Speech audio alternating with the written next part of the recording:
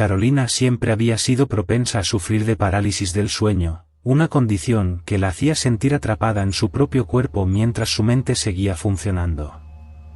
Aunque al principio le había dado miedo, con el tiempo aprendió a controlar sus emociones y esperar pacientemente a que pasara. Pero una noche, algo extraño sucedió. Mientras estaba atrapada en su parálisis, sintió como si alguien hubiera entrado en su habitación y comenzó a abrazarla con fuerza. Al principio, pensó que era su gato, pero luego se dio cuenta de que las manos eran demasiado grandes y las uñas demasiado largas.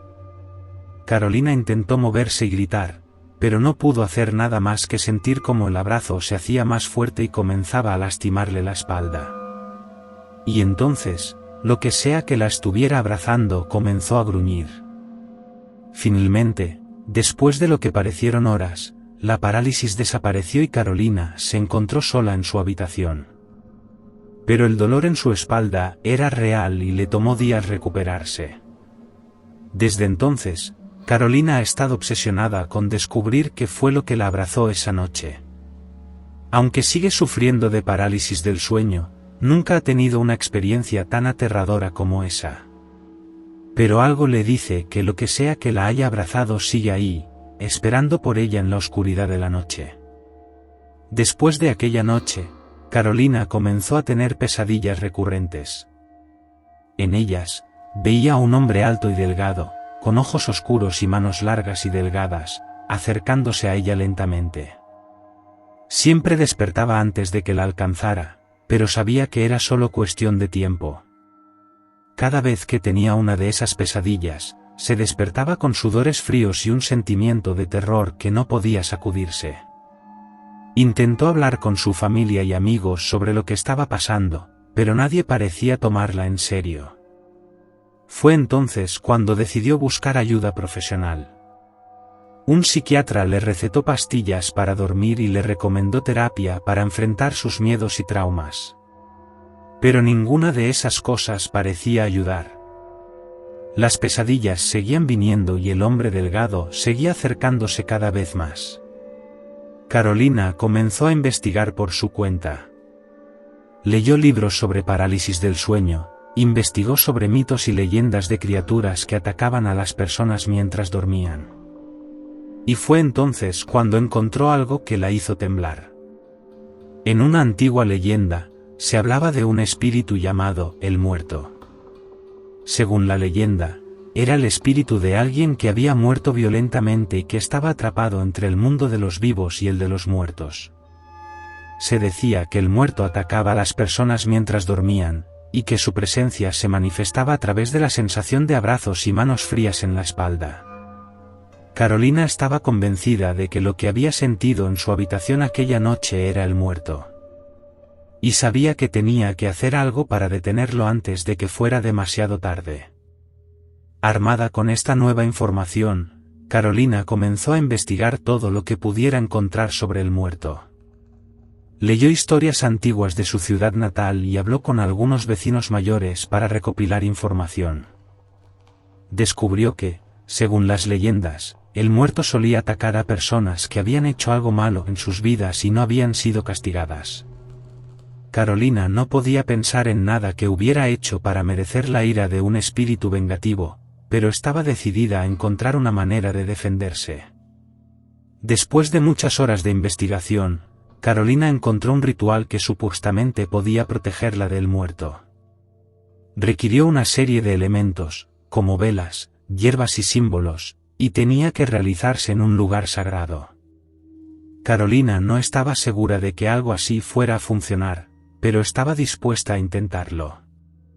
Así que esa noche, Carolina se dirigió al cementerio más antiguo de la ciudad, un lugar que había sido considerado sagrado por los pueblos indígenas que habían habitado la zona antes de la llegada de los colonos europeos. Allí, encendió las velas, colocó las hierbas y dibujó los símbolos en el suelo.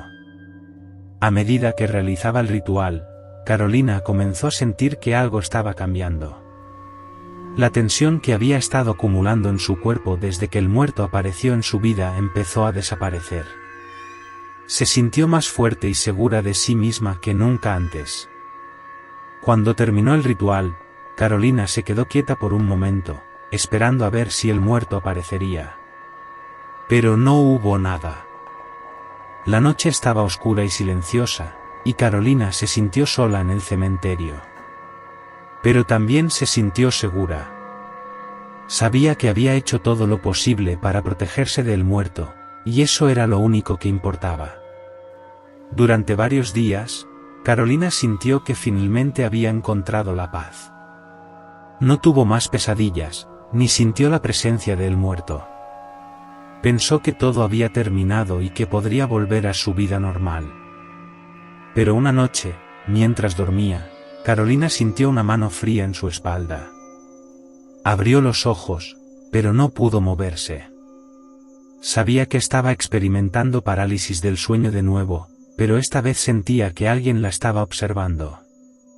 Y luego lo vio. El hombre delgado con ojos oscuros y manos largas y delgadas, el mismo que había estado persiguiéndola en sus pesadillas, estaba parado frente a ella. Esta vez, no parecía que fuera a detenerse. Avanzaba lentamente hacia ella, con una sonrisa fría en su rostro. Carolina intentó moverse, gritar, hacer cualquier cosa para alejarse de él, pero no pudo. Estaba completamente paralizada mientras el muerto se acercaba a ella. Pero entonces, recordó el ritual que había realizado en el cementerio. Recordó la sensación de fuerza que había sentido al realizarlo.